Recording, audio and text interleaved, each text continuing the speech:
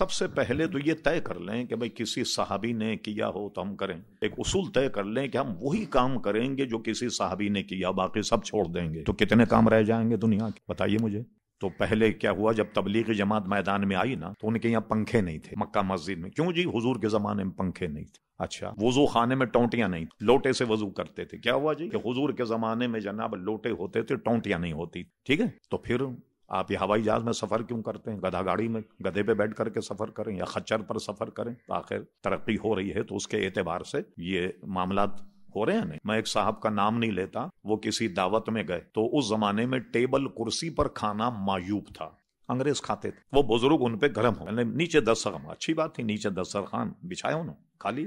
کلی انگریزوں کی طریقے سے تم کھا رہے ہو. سب انہوں نے ذرا ڈانٹ ڈپٹ. جب پیر صاحب نے کھانا وانا کھا لیا تو میزبان بچھاؤ بڑا شریر تھا، اس نے کیا کہ ایک طرف تو رکھی کار اور دوسری طرف رکھا گدھا. کہنے لگے حضرت صاحب اب دیکھیے یہ تو ہے انگریز کا بچہ اور یہ سواری حضور علیہ السلام کے زمانے کی، تو کون سی پسند کریں گے؟ ظاہر ہے کہ پیر صاحب کار میں ہی گئے نا بیٹھ کر، گدھے پہ تو نہیں گئے بیٹھ کر. تو کچھ ہوتے ہیں شعار، ہم اس کو پہلے بیان کر چکے. کچھ شعار ہوتے ہیں مذہبی اور کچھ ہوتے ہیں قومی. جو مذہبی شعار ہے وہ نہیں بدلتا، قومی شعار بدل جاتا. جیسے پتلون کا پہننا، جس زمانے میں انگریز آیا اس زمانے میں سوائے انگریز کے کوئی پتلون نہیں پہنتا، وہ اس کی علامت تھی. اس وقت علماء اس کو حرام کہتے تھے. لیکن جب پتلون کا رواج عام ہو گیا، جیسے مثلا پورا ترکی مسلم ملک ہے، سارے پتلون پہننے لگ گئے، قومی لباس ہی ان کا پتلون ہو گیا. ہمارے یہاں بھی سب پتلون پہننے لگ گئے. تو آج کوئی آدمی پتلون پہن کر جا رہا، ہم نہیں کہیں گے نا یہودی جا رہا یا عیسائی جا رہا. حکم بدل گیا. اس لیے مولانا مفتی محمد وقار الدین صاحب رحمۃ اللہ تعالی علیہ نے وقار الفتاوی میں پتلون پہن کر نماز پڑھنے کو جائز قرار دی. اور بس ایسی ہو کہ آدمی کو رکوع سجود میں کوئی تکلیف نہ ہو. اب ایسی بھی نہ ہو کہ مجھ جیسا آدمی یہ سوچنے لگے کہ اس میں گھسا کیسے ہوگا، اتنا چست نہ بیٹھ سکے آدمی، نہ ادھر ادھر ہو سکے. تو ایسا بھی نہیں ہونا چاہیے. اب یہ طے کر لیں کہ جو کام حضور نے کیا ہے نا وہی کریں گے، باقی نہیں کریں گے. کچھ رہ جائے گا دین میں؟ کچھ نہیں رہ جائے. کیا ہوگا؟ اس کا اصول سنیے. کیا اصول اس کا؟ یہ ہے، یہ دو حدیثیں، ایک ہے حضرت ابو موسیٰ اشعری رضی اللہ عنہ اور ایک ہے حدیث حضرت معاذ ابن جبل. اس کی بنیاد حضور علیہ السلام نے، یہ دونوں یمن کے قاضی تھے اور دونوں حدیثوں کا مضمون تقریباً ایک ہے. وہ یہ ہے کہ حضرت ابو موسیٰ اشعری کو جب حضور نے قاضی بنایا، ان سے پوچھا فیصلے کیسے کرو. ان کا پہلے میں قرآن مجید میں دیکھوں. خود حضور فرماتے اگر قرآن مجید میں وہ قضیہ نہ ہو تو فیصلے کیسے کرو؟ پھر حدیث رسول دیکھوں. ٹھیک، اس کا مطلب حدیث سے یہ پتا چلا کہ بے شمار مسائل بظاہر قرآن میں نہیں، وہ حضور کی سنت میں. فرمایا اچھا اگر حدیث میں بھی نہ ملے مسئلہ تو کیا کرو گے؟ تو حضور علیہ السلام نے جب یہ سوال کیا تو انہوں نے کہا میں قرآن حدیث کو سامنے رکھ کر اپنی رائے قائم کروں گا جو قرآن حدیث سے قریب تر ہو. تو حضور علیہ السلام بالکل تم نے ٹھیک کہا، اور فرمایا کہ یہ اللہ کی مہربانی کہ اس نے میری امت میں ایسے افراد پیدا فرما دی. اسی کو تفقہ کہتے ہیں، سمجھے؟ اسی کو فقہ کہا جاتا ہے کہ قرآن حدیث کو سامنے رکھ کر جو درپیش مسائل ہیں ان کا جواب جو ہے وہ دیا جائے. تو یہ اگر اصول بنا لیں کہ جو صرف قرآن مجید کے فرقہ ہے نا ایسا جو قرآن میں بس اس کے علاوہ ہم نہیں مانیں. تو کتے کا گوشت حرام قرآن میں کہاں؟ کیا خیال ہے؟ بلی، چوہا، بندر یہ حرام ہے کہیں قرآن مجید؟ ایک اصول بیان کر دیا اتنا شاندار. ہم نے جو اپنا حبیب بھیجا ہے نا تمہارے پاس، یہ طیب چیزوں کو تم پہ حلال کرتا ہے اور گندی چیزوں کو تم پہ حرام کرتا ہے. اور کتاب الاعتصام مشکا شریف میں یہ میرا حرام کیا ہوا بھی حضور فرماتے ویسا ہی حرام ہے جیسے اللہ کا حرام کیا ہوا. ٹھیک ہے، اللہ کے نائب ہے نا، اطیع اللہ اطیع الرسول. تو اب آئیے، تو آپ کہیں جی صحابہ نے تو یہ نہیں کیا تھا. اچھا اب میں آپ سے پوچھوں بنیاد، یہ محفل میلاد میں ہوتا کیا ہے؟ حمد و ثنا ہوتی ہے نا. اچھا حضور علیہ السلام نے حضرت حسان ابن ثابت کو ممبر شریف پر بٹھایا اور دعا کی اللہ تعالیٰ روح القدس کے ذریعے ان کی مدد فرما. ایک حدیث میں کہ حسان اپنے کلام کو سناؤ، اللہ تمہارے منہ کو نیچا نہ دکھائے، اور وہ حضور کی نعت سناتے. تو اگر یہ نعت سنانا میلاد ہے تو یہ تو حضور کے زمانے میں ہوتا تھا. اور صحابہ کرام علیہم رضوان تو حضور کا ذکر و اذکار کرتے تھے. تو میلاد میں اگر حضور کا ذکر و اذکار ہوتا ہے یہ بھی تو محفل میلاد. اب آپ کہتے ہیں جی جلوس نکالنا.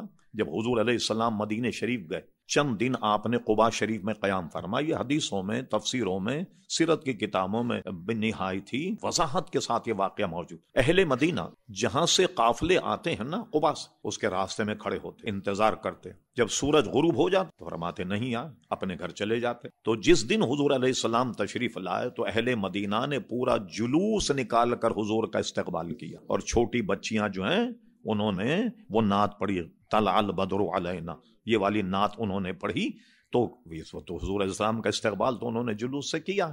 ایک بات یہ جو احمق کہتے ہیں نا کہ صاحب وہ تو پوری سیاہ ستہ میں دکھائی کہ جلوس یہ میلاد النبی، اب سیاہ ستہ کسی نے پڑھی نا اس کو کیا دکھایا جائے؟ کسی شخص نے خوب کہا تھا کسی زمانے مولانا لہجے میں کہ علم سیکھا پر دینداری نہ آئی، بخار آ گیا مگر بخاری نہیں آئی۔ سیاہ ستہ کی کتاب ہے مشکاۃ شریف، مشکاۃ شریف میں علامہ امام ترمذی نے حضور کی سیرت پر ایک باب باندھا، جو کہتے ہیں نا کہیں نشان نہیں، آپ کو تعجب ہوگا، اس باب کا نام صاحب مشکات نے میلاد النبی رکھا۔ ترمذی شریف میں باب ہے اس معاملے پر کہ میلاد النبی، اس کے بعد حضور علیہ السلام کی سیرت پر انہوں نے کلام کیا، ٹھیک ہے؟ تو آپ یہ دیکھیے کہ وہ لوگ کہتے ہیں جی اس کا کہیں ثبوت نہیں، بالکل احمق لوگ ہیں۔ اچھا یہ نہیں بلکہ انہوں نے بیچاروں نے اپنی بھی کتابیں نہیں پڑھی، اتنے معذور ہیں کم وقت۔ اب آئیے پورے طریقے سمجھ لیں، یہ حدیث شریف کے 2 چینل ہیں پورے ہندوستان میں کہ سند حدیث ہندوستان میں کون لایا۔ ایک تو چینل ہے ایک شاہ ولی اللہ مہدی دہلوی کا، ان سے سند میں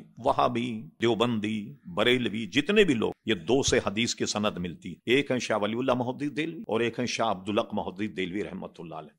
شاہ ولی اللہ مہدی دہلوی کتاب جو ہے اس میں موجود ہے در الثمین فی مبشرات نبی الامی، یہ ان کی کتاب ہے عربی۔ وہ لکھتے ہیں کہ میرے والد گرامی ہر 12 ربیع الاول کو محفل میلاد کرتے تھے، یہ شاہ ولی اللہ صاحب لکھتے۔ ایک دن جب ربیع الاول کی 12 تاریخ آئی تو میرے والد کے پاس پیسے نہیں تھے، ان کے والد تھے شاہ عبد الرحیم مہدی دہلوی، تو جیب میں ہاتھ ڈالا تو چند ٹکے ملے، اس زمانے میں ٹکے چلتے تھے، اس میں بھی کچھ نہ کچھ مل جاتا تھا ٹکوں میں۔ آج تو فقیر کو 1 روپیہ دو تو آپ کا چہرہ دیکھے گا، اگر کمبخت کس وکیل سے پالا پڑا 1 روپیہ دے رہا، اس لیے 1 روپیہ کچھ آتا ہی نہیں، کیا دیں گے آپ؟ فقیر کو بھی 1 روپیہ نہیں دے سکتے بھائی، تو چند ٹکوں کے چنے منگا لی، چنے کا ڈھیر سامنے رکھا، محفل میلاد ہوا اور یہ چنے حاضری میں تقسیم کر دیے گئے، جن سے سارے علماء دیوبند کی سند ملتی ہے۔ شاہ ولی کتاب بھی میرے پاس موجود ہے۔ شاہ ولی اللہ صاحب لکھتے ہیں میں نے اپنے والد سے سنا اسی رات حضور علیہ السلام کی زیارت ہوئی اور وہ چنے کی ڈھیری حضور کے سامنے رکھی ہوئی تھی اور آپ اس پر تحسین فرما رہے تھے، آپ اس پہ خوشی کا اظہار فرما رہے تھے۔ یہ تو شاہ ولی اللہ نے لکھا، مہدی دہلوی صاحب نے۔ اب آئیے دوسرا چینل، آئیے دوسری سند ہے شاہ عبدالحق مہدی دہلوی رحمۃ اللہ علیہ، یہ آج کل کے بزرگ نہیں، شاہ عبدالحق مہدی دہلوی رحمۃ اللہ علیہ کا وصال ہوا ہے دہلی میں 1052 ہجری میں۔ الحمدللہ میں 2 مرتبہ دہلی گیا اور بسیار تلاش میں نے ان کے مزار پر جا کر فاتحہ پڑھی۔ افسوس تو مجھے یہ ہوا کہ اتنا بڑا محدث اور اس کے سارے کارناموں کو لوگوں نے فراموش کر دیا۔ پوری دہلی میں اچھے بھلے دیندار آدمی سے میں پوچھ رہا ہوں شاہ عبدالحق مہدی دہلوی کا مزار کہاں ہے، تو کسی کو پتا نہیں۔ پھر میں بریلی شریف جب گیا، وہاں کے بہت بڑے مفتی تھے قاضی عبد الرحیم صاحب، پورے ہندوستان کے بہت بڑے مفتی، میں ان کے پاس جب گیا تو ان سے میں نے پوچھا، پھر انہوں نے مجھے پورا بتایا۔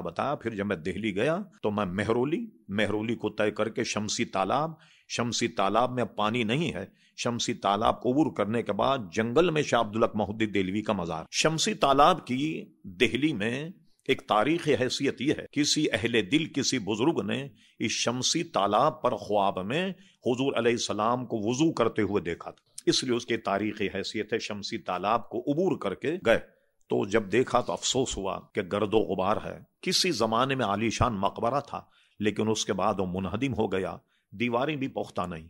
پھر اس کے بعد دوبارہ جب میں غالباً شاید 91 یا 92 میں گیا تو کسی صاحب نے وہاں اچھا سفیدی اور مرمت کر کے صفائی ستھرائی کا انتظام کیا ہوگا۔ تو شاہ عبدالحق مہدی دہلوی کا میں نے ذرا سا تعارف کرا دیا۔ ان کی کتاب ہے اخبار الاخیار، کہتے نا جادو وہ جو سر چڑھ کے بولے، ورنہ جادو کیا۔ اخبار الاخیار فارسی زبان میں ہے اور اس کو چھاپا ہے مدینہ پبلشنگ، جو ایم اے جناح روڈ پہ اب بھی موجود ہے۔ مدینہ پبلشنگ نے اس کو چھاپا اور اس کا ترجمہ کیا ہے 2 مشہور وہابی مولویوں نے، ایک کا نام ہے مولوی محمد فاضل اور دوسرے کا نام ہے مولوی مفتی عاشق الہی بلند شہری۔